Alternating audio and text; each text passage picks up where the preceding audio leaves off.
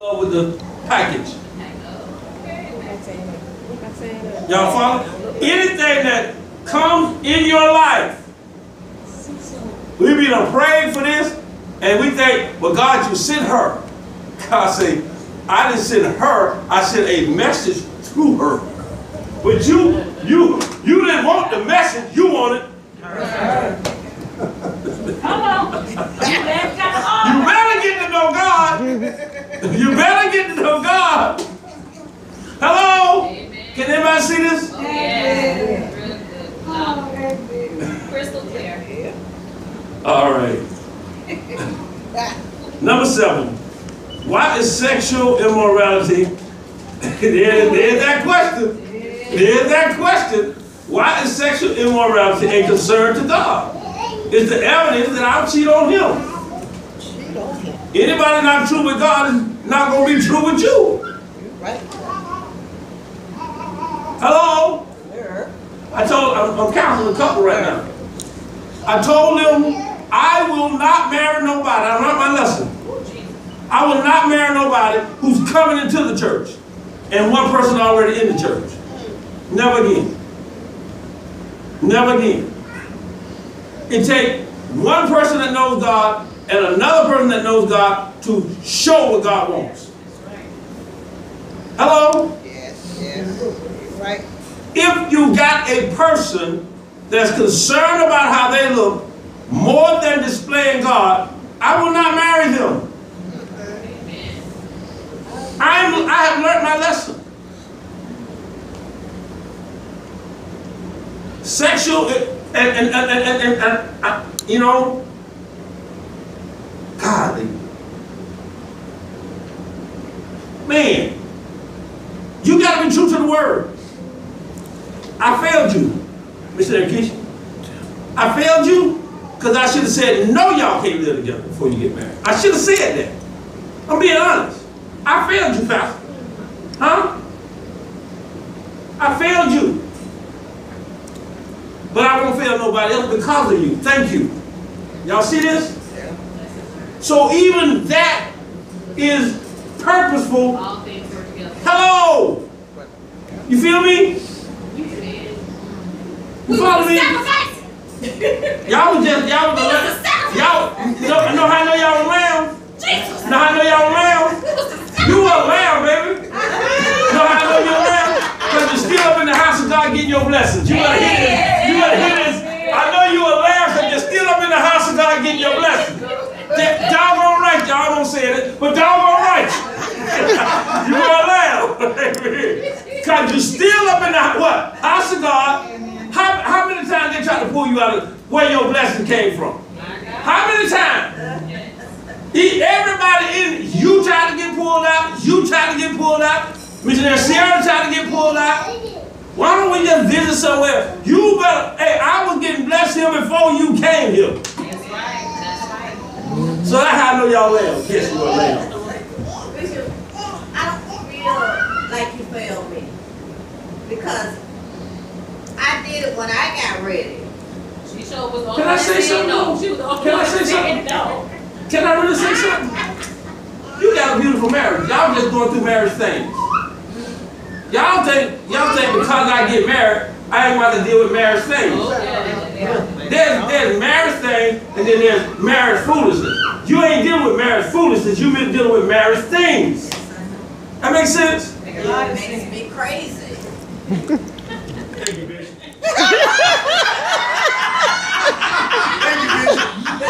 Man of God.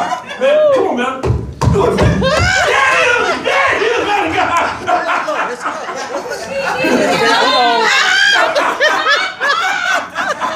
What's that corner?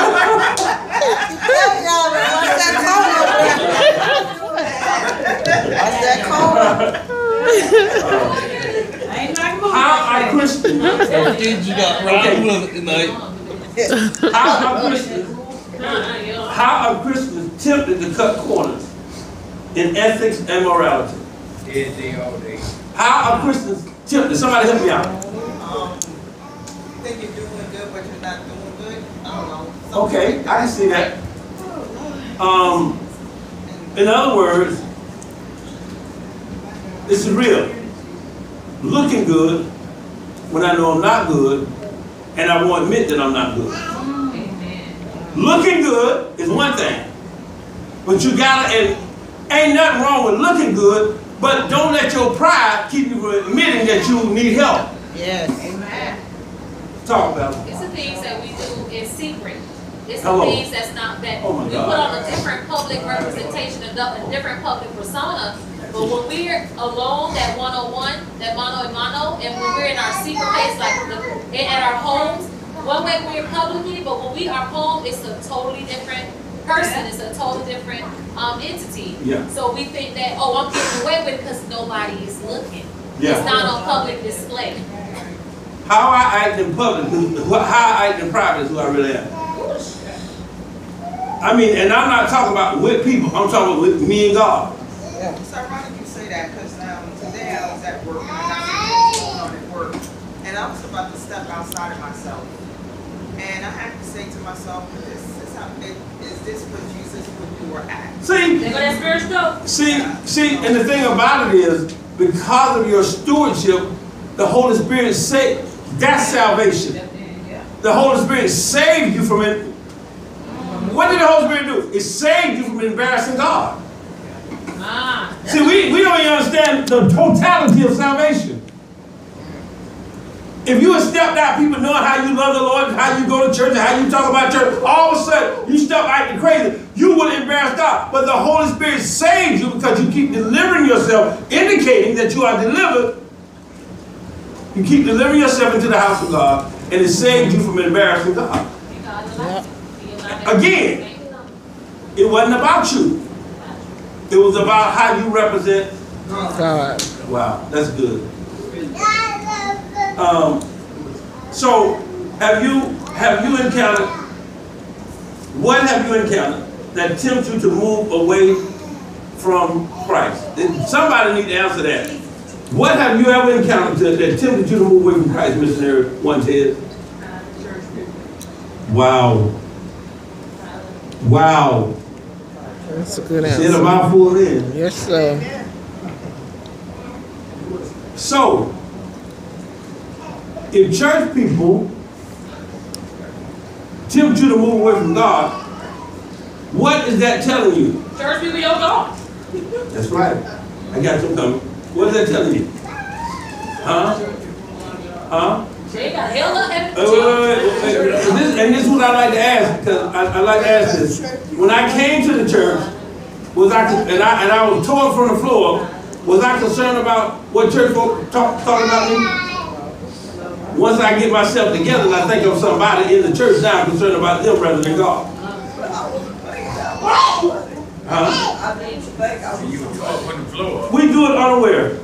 When I let church folk affect my relationship with God, I am in a place where I think I'm special in a way, and they can't see it, or they're not. Talk to them, God. I just want to say something else to say. It's not, I wouldn't say, because I have the same problem with her too, like the church people, because it's like, I'm speaking for me, like I put some expectation on people, because I'm like, okay, if you say you love God and you love God, then why do you act the way you act? Yeah. Like I had a situation a couple months ago with one of my mom, her that comes to the house, and you know, she's a church lady, an older lady, and I look up to her as a church going person, so if you're supposed to be a church person, then why are you being betrayed? Like, why are you a hypocrite? Like, why are you doing these things? Like, Is she really a hypocrite though? yeah, by her actions. No. She probably just. No. I'm help out. She's not a hypocrite. How? First of all, like you said, your focus should not have been on her human side. We're all human. You're right, we're all human. Wait. We're all human. So my bottom line is, we're all in a constant battle with the spirit and humanity. And every now and then, humanity might win a battle, but it's not going to win the war. But like you said earlier, you act one way in public, but behind closed doors, you're another way. Behind closed doors, she is holy. When I say behind closed doors, I mean when you ain't in front of nobody. Do you pray? when you ain't got no audience? Do you talk to God when ain't nobody around? Do you listen to gospel music only when people are listening, and you listen to secular music when you're by yourself? See, we don't know how she lives by herself. And the more she lives for God by herself, the greater her struggle is going to be out in public.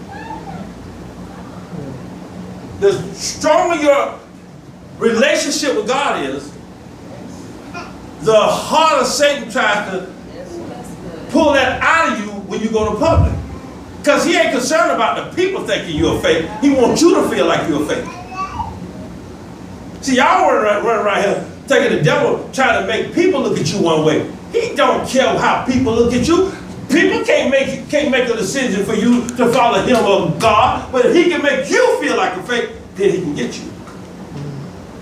So my thing is, when I see people, I see them breathing. You find what you're looking for. I don't see nothing with God. I don't care what she do. Because she can't breathe without God giving her breath. You find what you are looking for. Yeah, but And wait a minute. People who are real hypocrites, they look at church folk looking for flaws. The hypocrite is not the person who is losing a battle between the flesh and the spirit. The hypocrite is the one who's looking and going to take this battle, take this loss of battle as a place where they live rather than a place where they visit. She may have had a moment, but that don't mean she lived there. Because even when we were sinning, we went to church sometime, but we were not holy. Am I right? So even just because you holy don't mean every now and then. So when we went to church and we were sinners, that means the church won a battle. But it didn't make me change my residence. See, I cannot let losing a battle, flesh got the best of me today, I cannot let it make me change my residence. I don't live there, I visited there. That makes sense? You follow now? She visited there. You want to see her as holy. You keep looking. If God gave her as an inspiration to you of holiness, don't care what she do, you hold on to that. Because it ain't God that don't want you to see that. It's not God that don't want you to see that. You hold on to that. Because God ain't, you are a woman of God, you see things of God, but you're in a great battle. You're in a great battle. So my thing is, if you don't get spiritually fed, religion will make you look at our right or wrongs. Because that's what they had to pay a price for when they felt what they had did wrong. Can you see that? See it now? You keep looking at her as the because she inspired you, right? At some point, you say she was an inspiration to you, this older lady, because you look at her as a woman of God? Huh? I ain't say she inspired me. She was just a church person that I just like, I never, it's like I could talk to her. Okay. And then she betrayed my trust. But again, how can one that belongs to God be betrayed? That's why Jesus told Judas, he didn't get upset with Judas. One that belongs to God cannot be betrayed. Because one that belongs to God, understand, can't nothing happen except God allow it. And the text is, will I yet love? Will I so love him as God so loved me? So it's never about the person that's going through. It's about the one that has the opportunity to be objective or not objective about the person that's going through. Talk about it. That's like in my marriage, I kept asking my husband to looking for something for him to establish the three things I would constantly say to him. You have to establish the safety, the trust, and the security. You have yet to make me feel that way. I was putting all this pressure on him for him to establish that to me when I should have really just been. And that's the mistake I made. Because I told every one of them. I said, you got to make her feel. I told him. Did I tell you what I told you? You got to make her feel safe. And it's like it never happened. Yeah. In my eyes, it never happened. But God, you know, I had to see that whatever God was allowing for him to display, I took it as upon that it really wasn't for him, it was for me. Why do saints go through? It was for me to see, and for me to see that I can't put my all and trust in this man and my trust. I was trying to make my husband be that trust, security, and that safety, trust, and security. When God said, I am he, I am him. Yeah. And the reason saints suffer so much, why do saints suffer so much? Because once we love, it's hard, you can't turn love off. Yes. You can't, love cannot be turned off. And a person that's not in the shoes of loving that person, you lose your mind trying to understand why they're still together. True love cannot be explained. If you can explain true love, you can explain God. Because he is love. So saints suffer so much because God don't turn your love off. He pulls it out of your presence. Love that is not real. Amen. All right. We're going to do one more, then we're going to go. And we're going to do the last two and start lesson five Thursday. We can do these. Hang on. If you have found yourself tempted by impurity, what steps have helped you deal with it effectively? There's one. Pray, okay. I'm gonna make this real simple for you. Find the love in it. Yeah, that's good.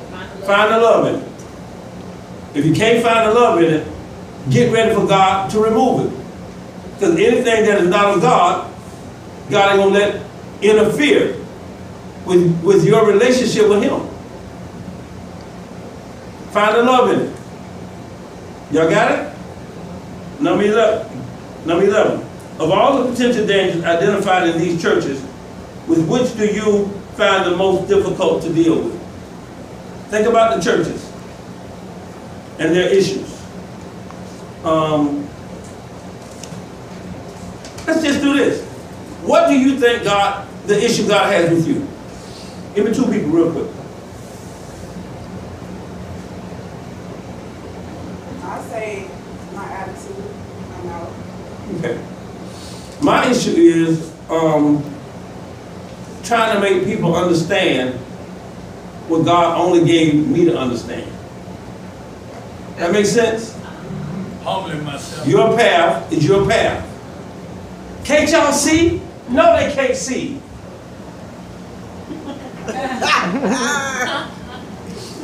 God only put the bifocals on for you to see that path, not them. And you get frustrated. Because you know ain't nothing wrong. You know everything right. You know everything all right because you and God all right. And you say, can't you see what God is doing? No, they can't see. That's not their path. And they're not a pastor. The pastor sees, y'all, I laugh at y'all because y'all act like I don't know your issues. I called a sister out of Clear Blue Sky one day. Say, you need to talk to me. I don't need to talk to you, Pastor. You need to talk to me. Pastor, I don't need to talk to you. Am I right? Did you need to talk to me? But did you need to? Hello? I know what's going on. Do y'all really think God just talked to me about what's in the Bible? He talked to me about his churches, if I'm going to pastor them. Hello? So the bottom line is, if you're not, and I couldn't understand this, deep. I thought everybody could see like I could see because I thought they could see. And first they'd always tell me, they're not where you are. They're not pastors. They're not shepherding and providing for the flock. I study God so I can know you. That's what pastors have to do. We can't study the Bible because the Bible only takes us so far. It don't take me into your path. Only God can take me there. Only God can show me your roadblock. I called Chichi out of Clear Blue Sky. She said, Bishop, I sure needed this call. I don't know how you know it, but have you ever told me that? Amen. I called you. can't figure out his ritual, but anyway. All right. Pastor, you want to say something about that? Okay. Number 11. Well, number 12. Number 12. Choose one influence in the world that affects your love relationship with God. Television, sports, etc. What is it about the influence that is so dangerous? What changes should you make? Write down several steps to take a correct influence on you. Can I tell y'all something? Who got one? Talk to me. I'm so glad you brought it up because a couple weeks ago, me and my sister was having this discussion, and it's like I don't know if you guys like feel the same, but it's like with me, I feel as if like I have one step in and one step out because it's like I want to do what God wants me to do, but it's like the fear of missing out on the worldly stuff. Do yourself a favor. Go look at that sermon from yesterday. Total surrender. If you got one foot in, one foot out, that'll either push you all the way out or bring you all the way in. Will it? Am I right? Yeah. Go look at that sermon from yesterday. Total surrender. I mean, this whole church. My brother-in-law came here. I've been trying to get this man to come to the church, join the church, and be a part of the church for years. He told me yesterday, he said, I got no choice now. He said, thank you for, because I called him yesterday, invited. He said, thank you for inviting me this day, because I needed this day, because now I see I'm not in where I'm supposed to be, and I'm supposed to be with you. My Lord. That sermon yesterday, go look at that. You go either, and it ain't going, you're a woman of God, so it's going to bring you all the way in. But you got to come in and keep your focus on God. I'm going to show y'all a big hindrance that's not a sin. But what it does makes us sin. Y'all know what's not a sin? Gambling. Gambling is not sin. See that? I knew y'all were going to say that. Gambling is not a sin. It's how eating can be a sin too. Sex is a sin. Eating can be a sin. It's how. It don't matter. See, y'all heard this? I told her sex is a sin. She said with your husband or with somebody outside of sex is a sin. Eating can be a sin. Eating could be a sin. Gluttony, that's one of the 7. What gambling does makes it a sin. Yes. Gambling is addictive and it pulls you away from God. And pastors put emphasis on gambling because why? They want your money. They want your money, and the gambling take your money. Too much sex. If I can't come to church, because every time I want to come to church, I'm having sex. Every time I come, that's a sin.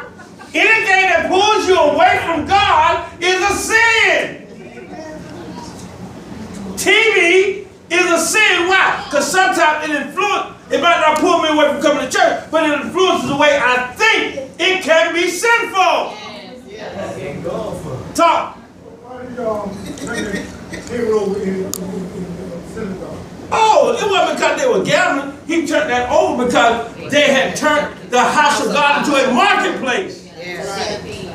You are not supposed to sell that. That's why you got people selling prophetic words. Literally.